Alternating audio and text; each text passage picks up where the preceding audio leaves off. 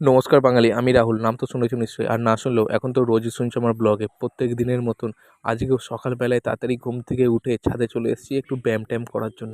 তোমরা হয়তো ভাবছো এই ব্যায়াম করার ভিডিও আবার কেন দেখাচ্ছে। সত্যি কথা বলতে গেলে জীবনে আমার অনেকটা মোটিভেশনের দরকার, আর এই ব্যায়ামের মধ্যে দিয়ে একটা মোটিভেশন পাই।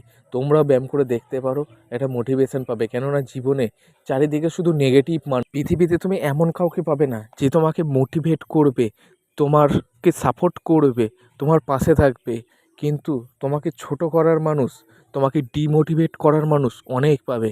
তাই নিজের মোটিভেশান নিজেকেই খুঁজে বের করতে হবে, আর নিজেকে নিজেই মোটিভেট করে বলতে হবে আমি পারবো। আর এই জিনিসটা যখন তুমি নিজের মনের মধ্যে ঢুকিয়ে নিতে পারবে, তো তখন তোমাকে কেউ আর ডিমোটিভেট করতে পারবে। নেক্সট ভিডিওতে আরও তোমাদের আমার জীবনের সঙ্গে ঘটা কষ্টগুলোকে শেয়ার করব।